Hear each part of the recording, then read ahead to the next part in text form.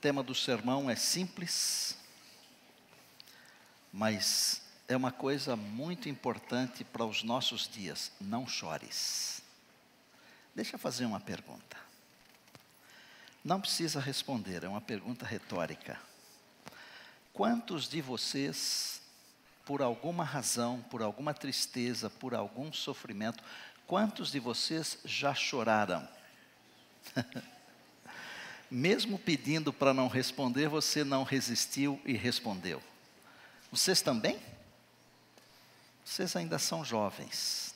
Provavelmente alguns de vocês ainda não passaram por essa experiência. Mas a maioria acho que já passou. Mas os que não passaram, vão passar. Sabe por quê? Todos nós enfrentamos as lutas e os sofrimentos do conflito. Todos nós. E quando nós enfrentamos as lutas e os sofrimentos do conflito, a tendência é chorarmos. E nós choramos. E às vezes choramos amargamente. Amargamente. Eu estou tratando neste semestre, talvez eu tenha que estender um pouco mais de um semestre, eu estou tratando das expressões de Jesus. Que expressões? Alguma expressão que Jesus usou durante o seu ministério. Por exemplo, Jesus disse assim: bem-aventurados sois vós, quando por minha causa, eu preguei isso, por minha causa, vos injuriarem, perseguirem e mentindo, disserem todo mal contra vós. Por minha causa. Mas eu falei também da minha casa, quando Jesus disse: a minha casa será chamada casa de oração para todos os povos. No último encontro, eu expus para vocês a expressão de Jesus: estarás comigo. Expliquei que Jesus, com todo o conhecimento bíblico, ele disse ao ladrão: estarás comigo no paraíso. E hoje, não chores. Trouxe a Bíblia? Pode ser de papel, pode ser no seu smartphone, no tablet, também vale. Vamos ler um trecho que está em Lucas capítulo 7. Mateus, Marcos, Lucas. Portanto, o terceiro livro do Novo Testamento. Lucas capítulo 7. Eu amo esse barulhinho da Bíblia. O farfalhar das folhas. Traga a sua Bíblia, ainda que seja num eletrônico. Leve a sua Bíblia com você. A Bíblia tem poder, a palavra de Deus tem poder. Mas não leve a Bíblia com você apenas no smartphone ou no bolso, no papel. Leve-a no coração, na mente, para quando você precisar de uma mensagem, o Espírito de Deus lembrar você. Porque o Espírito de Deus nos lembra. Feche os olhos, querido Deus, nosso Pai.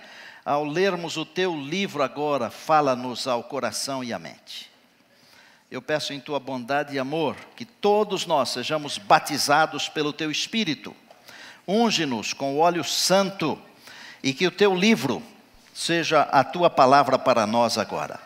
Oramos em Jesus, amém. Lucas 7, verso 11. Em dia subsequente, o dia em que, logo depois da cura do servo do centurião, que aconteceu ali nas cercanias de Cafarnaum, em dia subsequente dirigia-se Jesus a uma cidade chamada Naim, e iam com ele os seus discípulos e numerosa multidão. Como se aproximasse da porta da cidade, eis que saía o enterro do filho único de uma viúva, e grande multidão da cidade ia com ela. Vendo-a, o Senhor se compadeceu dela e disse: não chores. Vendo-a, o Senhor, são expressões de amor. Compadeceu-se dela. O Senhor nos vê, Ele se compadece de nós, movido pelo amor, aleluia. Não chores. Chegando-se, tocou o esquife, e parando os que o conduziam, disse: jovem, eu te mando, levanta-te. Sentou-se o que estivera morto e passou a falar, e Jesus o restituiu à sua mãe. Todos ficaram possuídos de temor e glorificavam a Deus e diziam: grande profeta se levantou entre nós e Deus visitou o seu povo. E esta notícia a respeito dele divulgou-se por toda a Judeia e por toda a circunvizinhança. O Senhor se compadeceu dela, movido por amor. O mesmo Jesus que disse: não chores, também chorou. Parece uma incongruência, não é? Parece uma coisa imprópria, alguém que chorou dizer: não chores. Porque normalmente nós gostamos quando alguém diz assim: faça o que eu mando porque eu faço assim. Nós não gostamos de alguém que diz: faça o que eu mando, mas não o que eu faço. Agora, temos que entender que qualquer outro ser humano, porque Jesus também é ser humano, ele se tornou humano, como nós, mas diferente de nós. Nunca pense que Jesus é 100% igual a você. Ele é 100% igual a você, mas ele é 100% diferente de você, porque Jesus se tornou homem, mas ele nunca deixou de ser Deus. Aleluia! O único que pode dizer não chores é Jesus. E eu não posso dizer não chores para uma mãe que perdeu o filho, mas Jesus pode. Quando Jesus chorou, a Bíblia retrata pelo menos 3 vezes, ela mostra pelo menos 3 vezes Jesus chorando. Normalmente nós falamos 2 vezes. Falamos da morte de Lázaro e falamos desse momento da morte do filho da viúva de Naim. Mas Jesus chorou também no Getsemane. É que quando nós lemos a palavra de Deus, somente no Evangelho, ali não está clarificado que ele chorou. Mas quando nós vamos a Hebreus, no capítulo 9, nós descobrimos que no Getsemane Jesus chorou. Uma palavrinha sobre cada uma dessas vezes que a Bíblia retrata que Jesus chorou. Primeiro, Jesus chorou quando ressuscitou Lázaro. E a Bíblia diz em João, no capítulo 11, versos 34 a 36, se você quiser conferir, pode. Se não quiser, não precisa, que eu vou recitar para você. Jesus perguntou: onde ele foi depositado? Sepultado. E as pessoas disseram: vem e vê. E a Bíblia diz assim: Jesus chorou. E os judeus que acompanhavam aquele momento disseram: veja que ele amava bastante esse tal de Lázaro. Mas Jesus não chorou por Lázaro, porque Jesus haveria de instantes trazê-lo de volta à vida. Jesus chorou pelas irmãs, Marta e Maria, mas não só por elas. Jesus chorou também por aqueles que estavam ali, e que alguns dias depois haveriam de crucificá-lo, mas não foi só por eles. Jesus chorou também por todas as pessoas que sofrem com a morte em todos os tempos. E se você perdeu alguém, saiba que Jesus chorou por você e perdeu e chorou por você. Jesus é aquele que chora conosco quando nós choramos. Filhos, vocês podem não acreditar, mas quando vocês chorarem, Jesus estará do lado chorando também, porque Ele conhece a nossa dor, o nosso sofrimento, e Ele se compadece de nós. Ele chorou naquele momento por todos aqueles que haveriam de um dia chorar pela perda de alguém da família. Glória a Deus. Bom, Jesus chorou também sobre Jerusalém. Está em Lucas no capítulo 19, 41 a 44. A Bíblia diz que ele estava sobre o monte, ele olhou para a cidade e ele chorou, e ele pronunciou algumas coisas muito tristes. E ele chorou sobre Jerusalém. Eu fico pensando que para um judeu, a cidade de Jerusalém, o templo, deveria ser uma coisa esplendorosa, porque nós amamos mostrar as nossas coisas bonitas, é ou não é? Nós amamos. Por exemplo, eu gosto de mostrar a minha cadelinha, eu amo a minha cadelinha, e nós damos banho nela quase toda sexta-feira, e eu tiro uma foto dela. Eu tenho lá os passarinhos, o pastor Robson mencionou no sábado passado, enquanto pregava, o cuidado dos passarinhos, e nasceu um filhote. E eles não deixam a gente nem colocar a mão na gaiola para botar o trato, porque eles estão cuidando do filhote. O filhotinho nem abriu os olhos ainda, está com o papo redondinho assim, eles tratam com carinho. Nós amamos mostrar as nossas coisas. O judeu adorava mostrar o seu templo. Não é à toa que o salmista dizia que ficava feliz quando ia para a casa de Deus, como nós. Nós ficamos felizes quando podemos vir aqui para a casa de oração. É ou não é? Diga amém se é verdade. Eu gosto de levantar um pouco mais cedo no sábado pela manhã. Eu gosto de ver o sol nascer.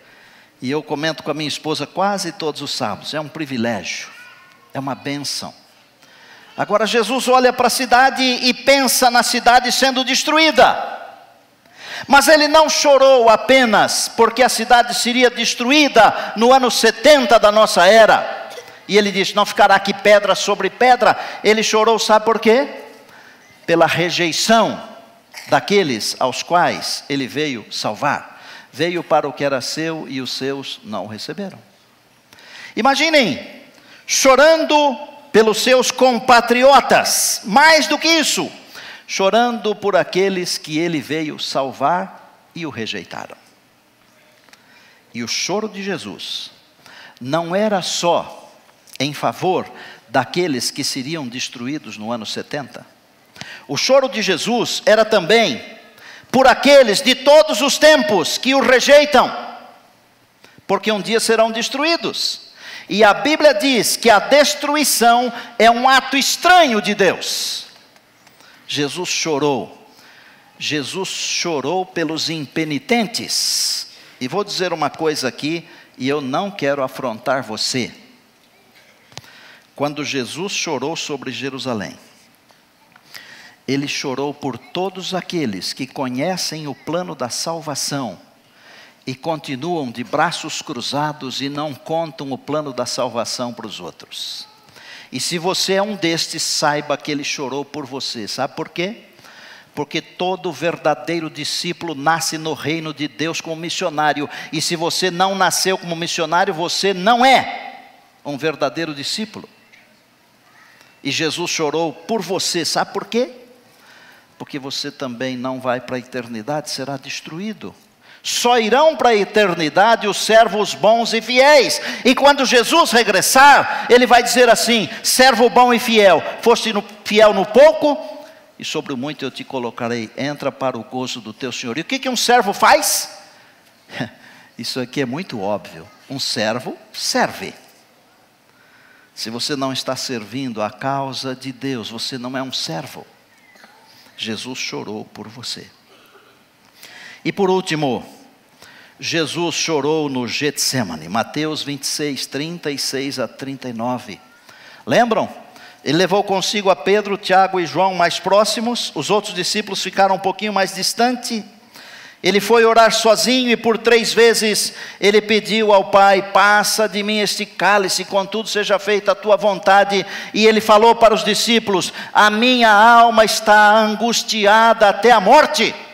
Não está escrito em Mateus que ele chorou, mas ele estava em angústia. Olha o que diz Hebreus capítulo 9. Hebreus capítulo 5, 7 a 9 digo. Eu vou ler na Bíblia isso. Encontre aí por favor, lá no finalzinho da palavra.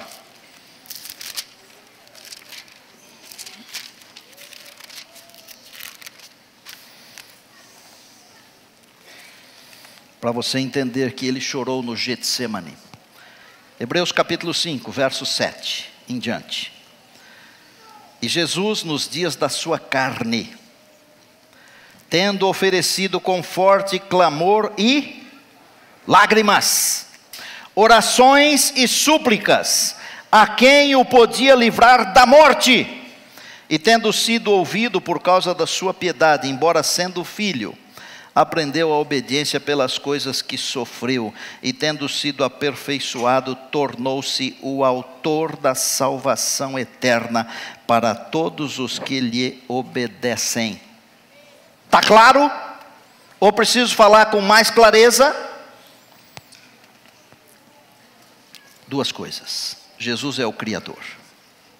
Ok? Pela sua vida e ministério, ele tornou-se o autor da salvação. Ok?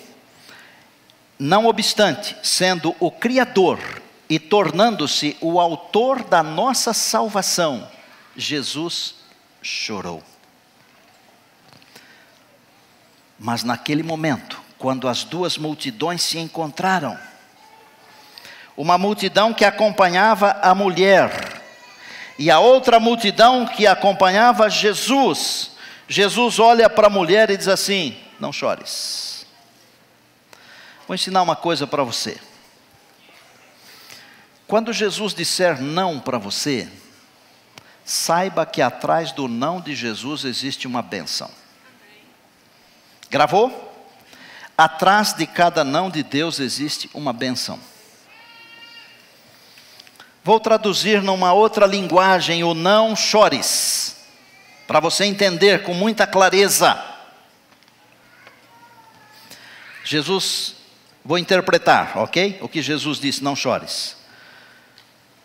Interprete assim: mulher, pare de chorar, enxugue as lágrimas, para que você possa ver o milagre que eu vou realizar. Mulher, pare de chorar, enxugue as lágrimas, para que você possa ver o milagre grandioso que eu vou realizar. Você será contada e comentada durante toda a sua vida, e depois durante todo esse tempo aqui, e no futuro na eternidade. Eu vou trazer de volta o teu filho. Eu vou transformar o seu pior dia no melhor dia da sua vida. Eu vou transformar as suas lágrimas em sorriso e alegria. Amém? Jesus realizou muitos milagres, gente. Os milagres de Jesus podem ser classificados em 4 segmentos ou dimensões. 4. O poder de Jesus sobre as enfermidades. Ele realizou muitos milagres vencendo a enfermidade. Jesus realizou muitos milagres atuando sobre as forças da natureza. Quando ele falou para o mar assim: acalma-te, aquieta-te. Amém? Jesus realizou muitos milagres exercendo o seu poder sobre os demônios. Amém? Jesus realizou milagres exercendo o seu poder sobre a morte. Doenças, forças da natureza, demônios e morte. Além da ressurreição do filho da viúva de Naim, Jesus também ressuscitou a Lázaro, irmão de Marta e Maria. E Jesus também ressuscitou a filha de Jairo, que morrera no percurso enquanto ele estava indo para a casa de Jairo para socorrer a filha.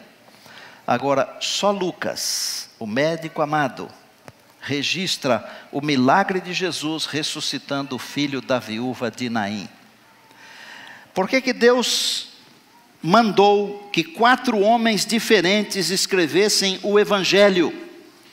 Poderia ser uma pessoa só contando a história, mas as mentes são diversas. E para que de alguma maneira você fosse atingido, você fosse alcançado pelo Evangelho, o Senhor nosso Deus permitiu que 4 homens escrevessem. Cada um deles conta a mesma história, a história do Evangelho, que é a história de Cristo.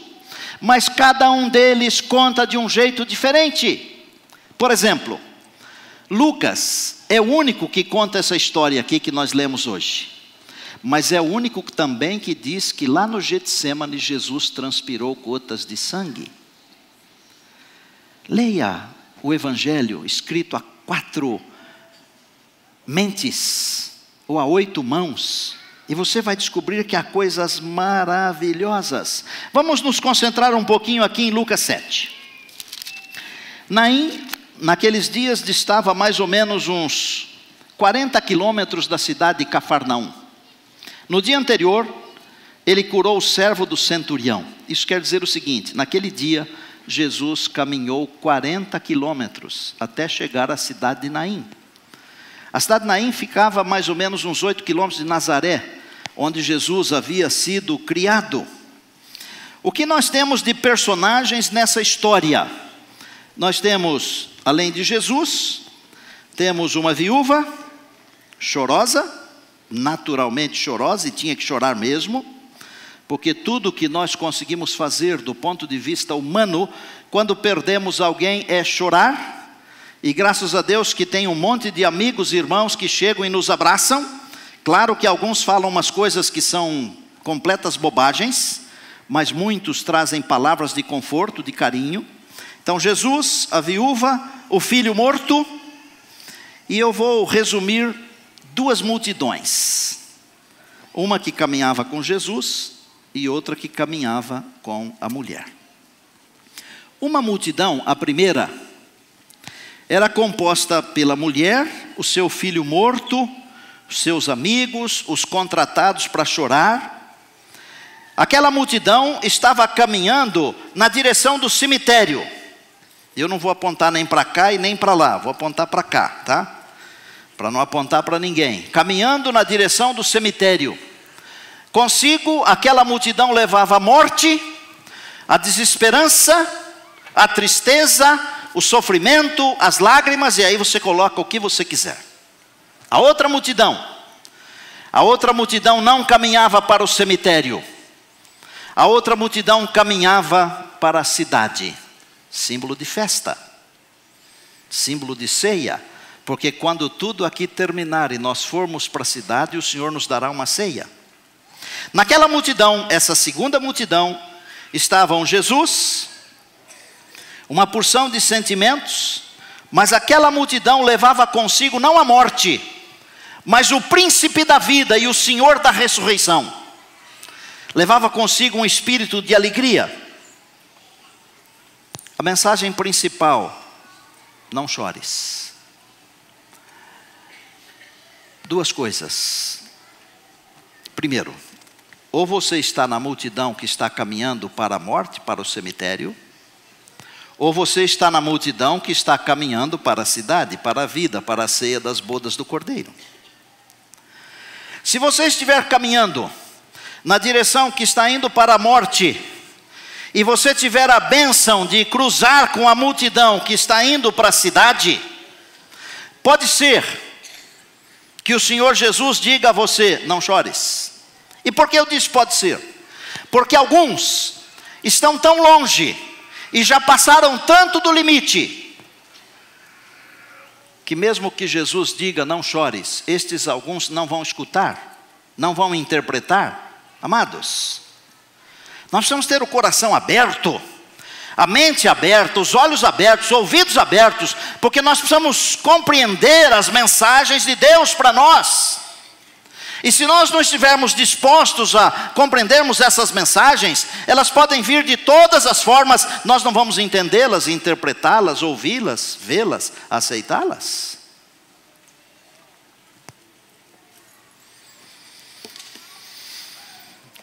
O que a Bíblia diz sobre chorar? A Bíblia diz em Eclesiastes 3 que há tempo de chorar. Há tempo para chorar, como há tempo para rir. A Bíblia diz no Salmo 56 que o Senhor nosso Deus registra o nosso lamento e recolhe as nossas lágrimas num depósito, num odre. Deus vê cada lágrima que seus filhos e suas filhas derramam. Deus vê e recolhe, Ele guarda as nossas lágrimas. Já leu no Apocalipse que um dia Deus limpará dos olhos toda lágrima?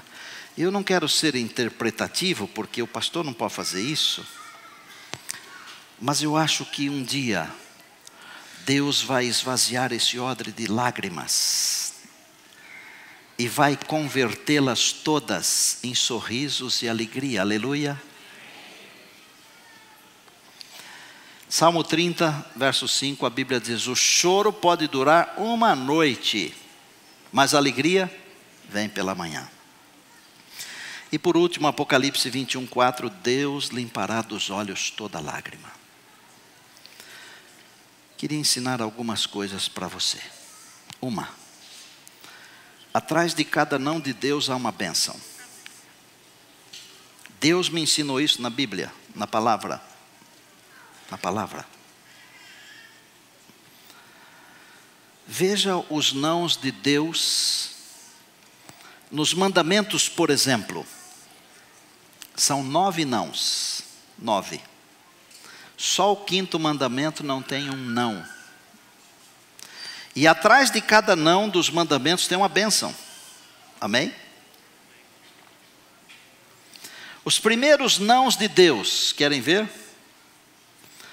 Da árvore do conhecimento do bem e do mal não comerás. Gênesis 2:17. Para quê? Não morrais. Qual é a bênção de Deus? É vida. Teriam vida para sempre. E se tivessem suportado a primeira tentação, estariam para sempre livres da tentação. Atrás de cada não de Deus, uma bênção. Mas nós às vezes preferimos falar sim quando Deus diz não. E falar não quando Deus diz sim. Somos nós, seres humanos. E eu amo o Senhor, eu, pastor Gaspar. O Senhor nosso Deus, sabe por quê? O Senhor nosso Deus está acostumado a tratar com problemas. Eu sou um problema para Deus. Se você se sente um problema para Deus, você está no campo de visão da salvação de Deus. Eu sou um problema para Deus. Mas Deus me salvou, me regenerou. Me tornou uma bênção para Ele, não mais um problema. É o que Deus quer fazer com cada um de nós. Um outro não, lá no comecinho. Antes do pecado, olha aqui. Gênesis 2:18.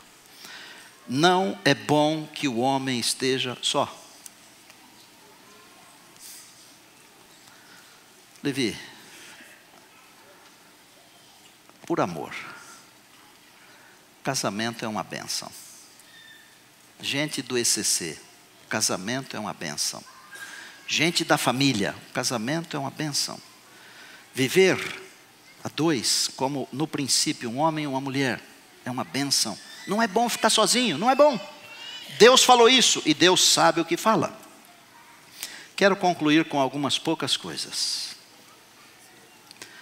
Nenhum de nós pode dizer não chores. Porque nenhum de nós é Deus para ressuscitar um morto. Nenhum de nós. Mas Deus pode. O Senhor Jesus pode chegar para você e dizer, não chores, eu vou enxugar as suas lágrimas, amém? Não pode. O Senhor Jesus pode. Segundo, Deus pode transformar o pior dia no melhor dia. Pode deixar o baby aí, não atrapalha. Pode ficar tranquila, senta, escute o sermão. Deixa ele passear aí.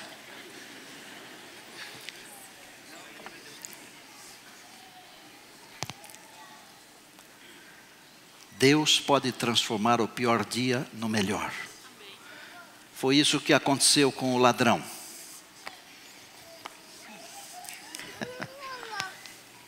Criança é a coisa mais linda que tem no planeta. Vai, vovó.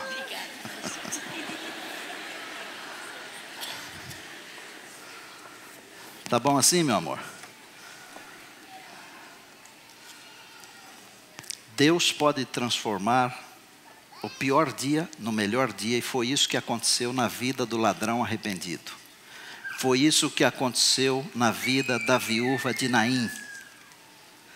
Ou será que existe um dia pior do que perder o único filho sendo viúva? Acho que não. Terceiro, qual é a sua direção? Você está indo na direção da cidade? Ou está indo na direção do cemitério? Para onde você está indo? Olha, se você estiver andando com Jesus, você não está indo para o cemitério. você está indo para a cidade de Deus. Agora, se você não estiver andando com Jesus, você sabe para onde está indo. Me lembro de ter citado aqui no ano retrasado uma frase de Stephen Brown.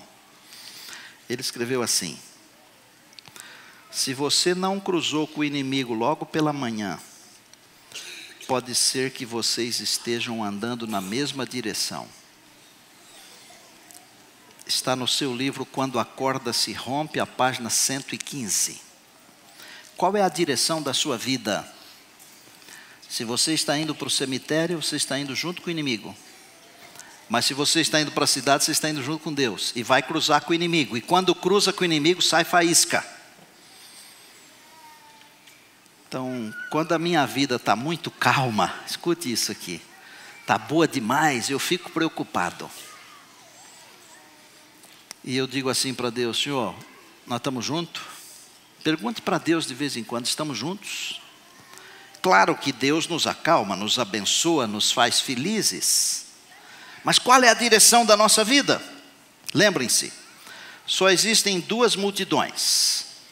Aqui caminha para a cidade, para a eternidade, e aqui caminha para o outro lado. Atrás de cada não de Deus há uma bênção.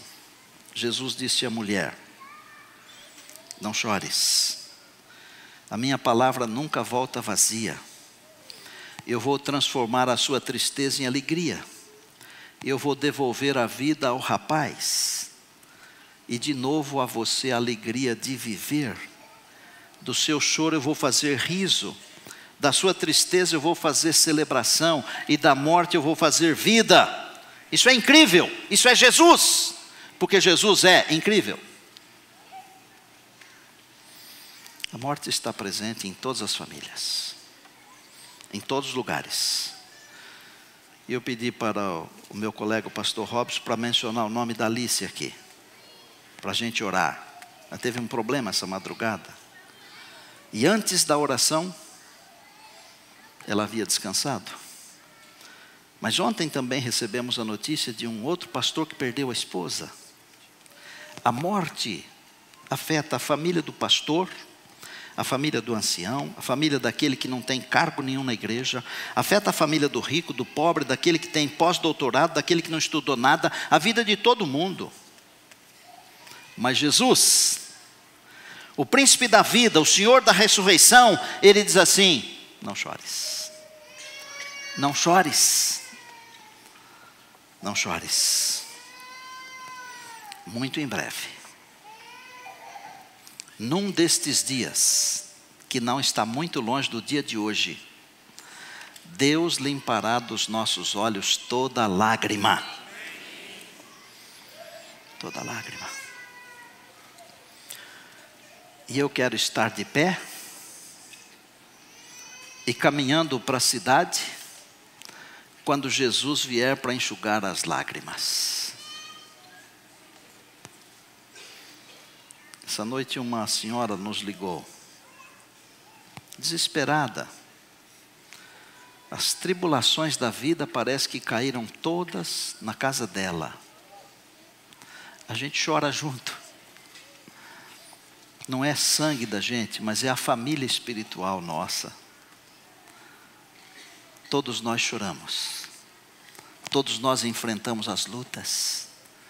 Mas o Senhor Jesus prometeu limpar as lágrimas. A mensagem pastoral de hoje foi: lágrimas nunca mais. Essa mensagem está se espalhando todos os finais de semana. Um rapaz de Belém do Pará, com a mãe em estado terminal de câncer, foi ao hospital e pôs a mensagem pastoral para a mãe. Eu não sou o pastor dele. Ela não era nem membro da igreja. E acabou de ver e ouvir a mensagem e falou para o filho assim, sem o filho perguntar nada: eu aceito Jesus como meu Salvador. Talvez seja um jeito de Deus aqui nesse mundo já limpar as nossas lágrimas. Quero fazer um apelo para você, vou pedir para vocês me ajudarem. Tá bem? Maestro Juninho. Que apelo eu quero fazer?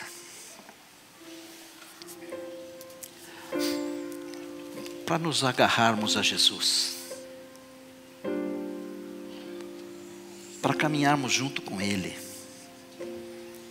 na multidão que está levando consigo o príncipe da vida e o Senhor da ressurreição. Vou pedir para você, não se demore no caminho para o cemitério, não se demore,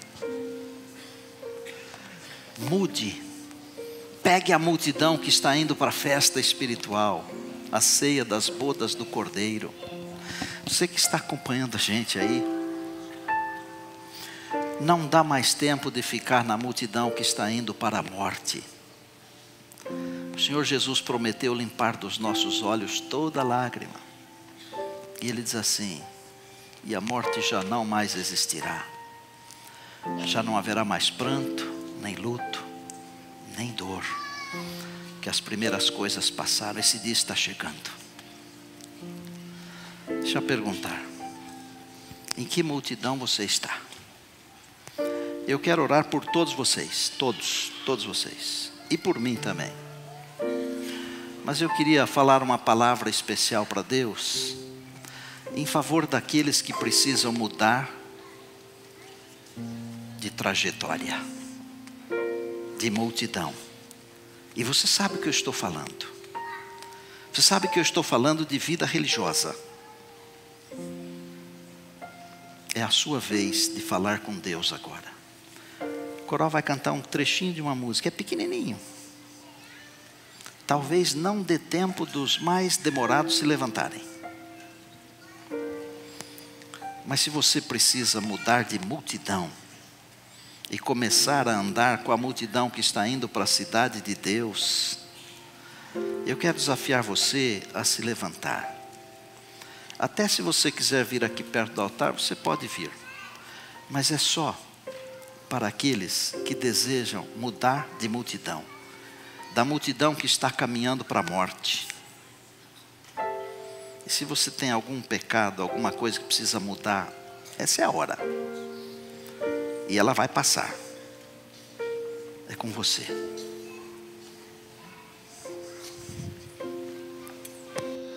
Quando a guerra acabar e você quiser fazer uma pergunta,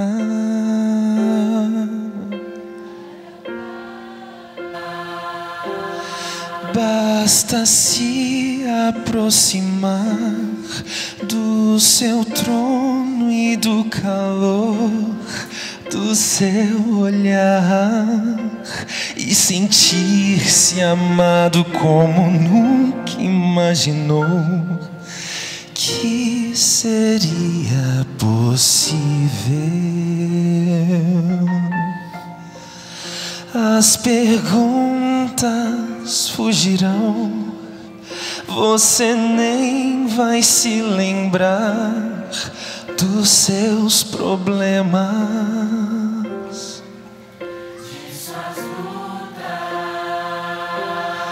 Mas nem tente se afastar com vergonha de estar em sua presença. É que o sonho dele também era estar ali, bem na sua presença.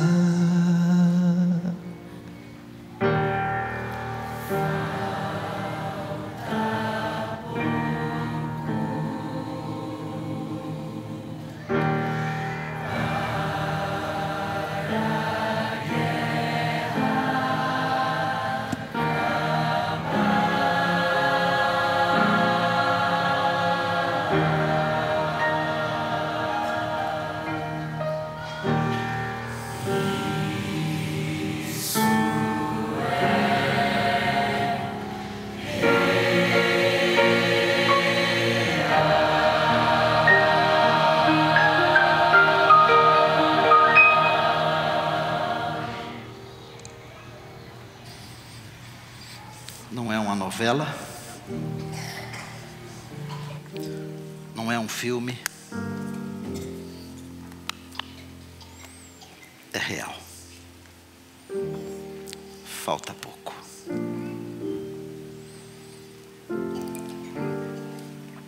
Muito em breve,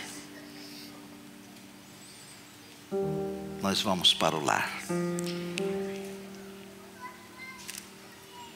E é bom demais estarmos na multidão que leva Jesus junto. Senhor Deus, obrigado porque os motivos divinos se resumem no amor, na graça, na misericórdia. Jesus ficou compadecido da viúva, assim como Ele se compadece de nós. Chora conosco, sente as nossas dores. Em razão dos nossos fracassos, Ele chora também, mas nos ajuda a nos levantarmos. Pai, nós não queremos estar na multidão que está caminhando para a morte, para o cemitério. Teu povo está dizendo que o que nós queremos é estarmos na multidão que está caminhando para a cidade de Deus, tendo Jesus à nossa frente como nosso grande comandante. Ele não é apenas o Criador, Ele não apenas tornou-se o autor da salvação, mas Ele é o nosso Senhor, o Salvador da nossa vida. A Ele seja a honra, a glória e o poder para todos sempre. Eu peço, Deus, enxuga a lágrima dos olhos desses pastores, as lágrimas que eles estão derramando nestes dias, por favor. Mas não só deles, as nossas também. As lágrimas dos nossos irmãos, das nossas irmãs. Enquanto estamos aqui no grande conflito, Senhor, sustenta-nos com a Tua poderosa mão, conforme o Senhor prometeu, através do Teu servo Isaías. E quando as portas da cidade eternal se abrirem, que nós estejamos lá, com a nossa família, com a nossa igreja, os nossos amigos. Pai querido, se tiver alguém aqui que precisa de perdão e força para vencer algum pecado, eu peço agora que o Senhor conceda isso. Talvez uma pessoa que esteja nos acompanhando na internet está precisando. Manda um anjo poderoso agora para abençoar essa pessoa, por favor. Continue conosco aqui, dá-nos um restante sábado feliz. Tua bênção, Tua graça, Tua salvação. Enxuga as nossas lágrimas. Em nome do Senhor Jesus oramos agradecidos. Amém.